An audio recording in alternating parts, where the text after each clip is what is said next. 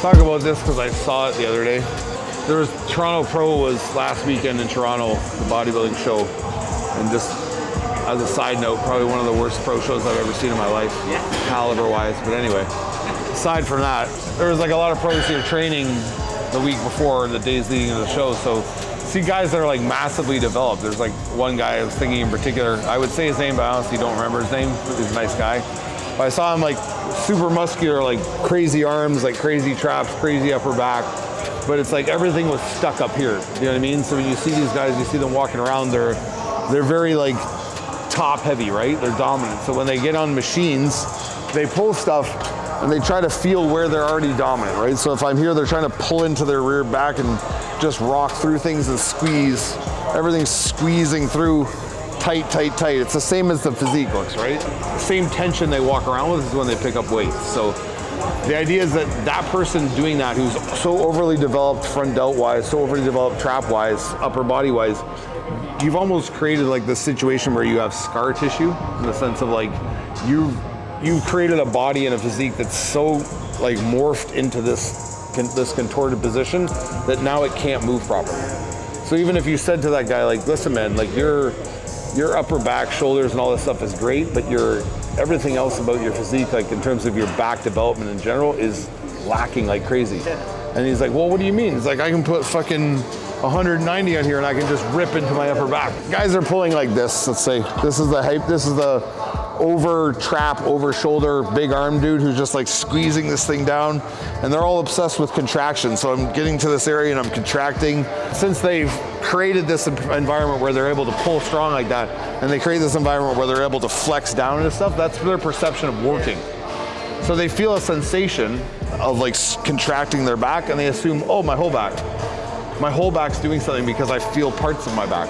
But if you've never felt a part of your back, if I've literally, there's guys I've trained, the guy I trained 2 days ago, he's a big dude. Like he's literally built like this, like not on purpose. He's just a barrel-chested guy who's just like huge up top here, and his arms kind of hang out here, and he can't get his shoulders to do anything, right? Because they're just stuck here. Yes. I was training him on back, and he said to me, like, he's like, I've never felt the muscles on my back that I'm feeling right now in the middle of my back, I've never felt them before. Like, I've never felt them before. It's like, yeah, well, because everything you did was just this, right? So it's like, you put these people in these other positions where their shoulders have a chance to actually rotate. Because to be very honest with you guys, and people watching, the shoulder mobility and the shoulder dexterity is the main problem of why people's physiques suck nowadays. It's the #1 injury in the sport in terms of like, everyone has a shoulder problem. You could talk to like a million guys, my shoulder's fucked, my shoulder was fucked. It's like, yeah, because it's fucking stuck, dude. It's like you're moving concrete. So if my shoulders are stuck here and I do every pull like this, you can see like every bit of stress is right here. There's nothing traveling behind that. There's all the stresses in the front of my body and I'm pulling to me. So I never see this shoulder do this or tuck in anywhere around that I can pull my shoulders down and back, right? They're incapable of doing it. So the guys that have this problem, they're like, oh, well, if I'm big enough, it won't matter. Yeah, everyone has weak body parts. It's like, yeah, they do, but like the best guys don't. Like the best guys have everything and they're not lacking in areas. So they're like addressing these issues of like, this angle of a pull doesn't work for me because all I do is pull up top. So I need to pull more here, or I need to come up through down more. I need to find angles that work, that hit areas that I can't feel. Because once I feel the area, then the area has a chance to grow. If I've never felt my bicep on a bicep curl, the odds of it growing are pretty fucking slim. It's become a detriment to these guys who are like massive individuals, because you see them walking around, you're like, holy fuck, this dude's fucking huge. And then it's like I saw at the show, they get on stage and it's like, they're literally walk out there and you can see like the tightness, like they're walking like, and then they hit a pose and like, nothing happens. Like their body's stuck, you know what I mean? So you guys that are obsessed with size and just thinking that your size and this muscularity will make up for the fact that your physique is not that pleasing to look at, you're so lost. And you may be rewarded for it. That's the problem I had with that show, is that there's certain people with physiques that are like not worthy of finishing well, let's say, or placing well, but they're placing well because the caliber of talent is so low.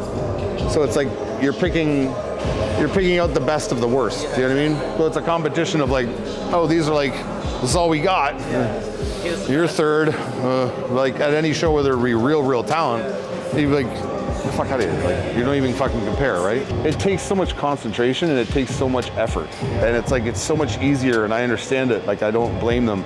It's so much easier in here to just come in here and like fucking dominate weight. And like, I just rack this fucking thing out and then I sit here and get myself all jacked up, and then I get myself here and and you see the fucking thing, the weight barely moving. The weight doesn't move. It moves 4 inches, but you're moving a shit ton of weight. So it's like, it must mean something because I'm fucking moving it. You know what I mean? So it's like, you're gonna have to lower the weight. That's gonna fuck with you. Then all these guys are mental, like you talked about before, where they think once they lower the weight, well, I'm gonna get smaller. Guys, it's not possible to get smaller. It's not like, oh, I started lifting a little lighter and feeling things more and I shrunk. It's like, first of all, you're on enough steroids for fucking to kill an elephant. And like, you're gonna grow no matter what. You're eating food, you're doing all this stuff, all this stuff's happening. Muscle breakdown isn't predicated on like how much weight we move. Because if that was the truth, like we fucking said a million times, the strongest powerlifters in the world would be the biggest guys. And they're not. I've seen a guy who's 175 pounds, deadlift 900 pounds almost. He's tiny as fuck. Why isn't he huge? He lifts heavy ass weight, right?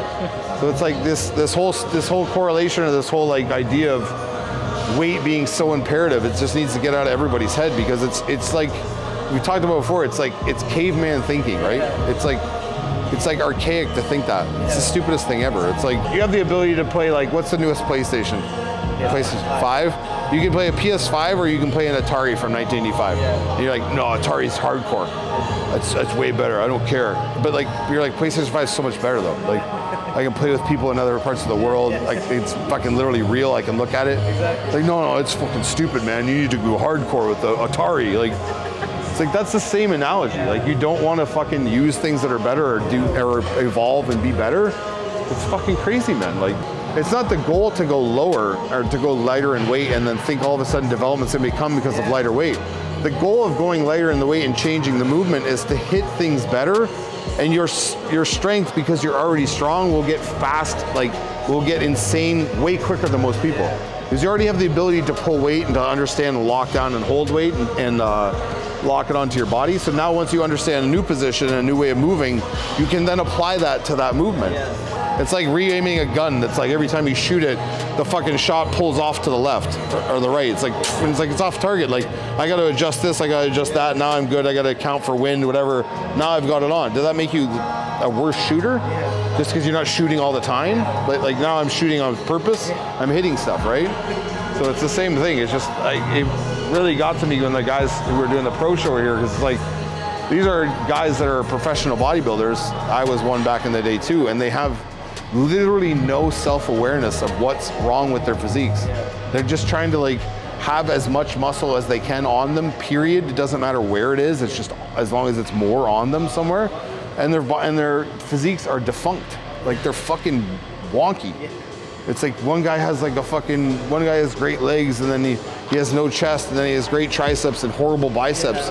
And then he like goes to flex his chest and nothing happens, and like, it's just like all this shit is just fucked up. It's like you looking in the mirror and being happy with that. It's like you're just looking in the mirror and saying that you're ripped, and you're being like, oh, it's good enough. And you're like, yeah, but it's not, because it looks bad, dude. Like, it does not look good. It creates this false sense of like accomplishment, or this delusion that like, yeah, I am improving because I'm getting these placings. But then you go against, like, you go to the Olympia, or you go to like these higher level shows, you might as well not even showed up. Like, no one's gonna know you're there. And it's like, I understand, like, you have to come up, it's like you're a boxer or an MMA guy or something like that. Like, you wanna get your confidence up. They put you in the ring with a fucking tomato can that you can beat the shit out of, and he goes down, like, you look like a fucking champ. He's just a bum off the street he just fights at the bar. You hit him with like a 1-2 and he drops, and you're like, oh, I'm the toughest guy in the world.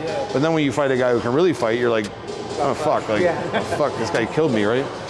Like, if you think that you're an actual pro and you're winning a lower level show and it's like the talent's low, you owe it to yourself to push yourself to a higher level show to see if you really have something there, or you don't, or you're just wasting your time. Because are you just going to do these shitty lower level shows your whole career, and the prize money, and you're not even winning? The prize money there's 20 grand. So if you're coming third, fourth, fifth, whatever, what are you getting, like $2,000? That's your grocery bill in 2 weeks. It's not even covering what you're doing, right? So especially a sport where like your only feedback is literally the mirror, which is what you're staring every day constantly, all the fucking time, guys. And you don't have the feedback to be like, this still sucks. This still sucks. I'm looking at it right now. I can see it sucks, but it'll just magically get better if I think about it. It's like it's staring at you in the face every day. I can see my chest isn't full. Yeah. Why isn't it full? Well, let's go do shit to make it full. They're just looking at how big they can get. Yeah, they're just like, how much do I weigh on the scale? How much bigger am I in general? Are people telling me you're huge, bro? It's like, but they're not being like, your chest is immaculate. They're like, you're just big, dude. It's like, that's why I knew I wasn't going to be like a top pro in the sense that like I didn't have the overall, the full physique. I had like, my legs were getting bigger, but I was a big dude. I'm tall. I'm like a little thicker waisted. I'm not going to be that. Yeah. So like I knew that I had to like bring up certain areas, and I also knew that it wasn't going to be in the cards for me to be like some top level guy. I just was fine with it. Like it's okay. I played Division I AA football. That's a tier below 1A. We were shit there. So I was happy playing there, right? But there was guys above me that like, if I ever played against them, they would have smoked us. Because there's levels to shit, right? And in bodybuilding, there doesn't seem to do that. These guys like, oh, I fucking killed this show, and then the next thing you know, they go and do horrible at another show, and they're smashing their coach. Yeah. They're fucking talking shit about this person. They're saying it's rigged, the judges suck, all this stuff. It's like, no, you just got lucky at one show, and then you finally got exposed, and now you feel like a fucking asshole.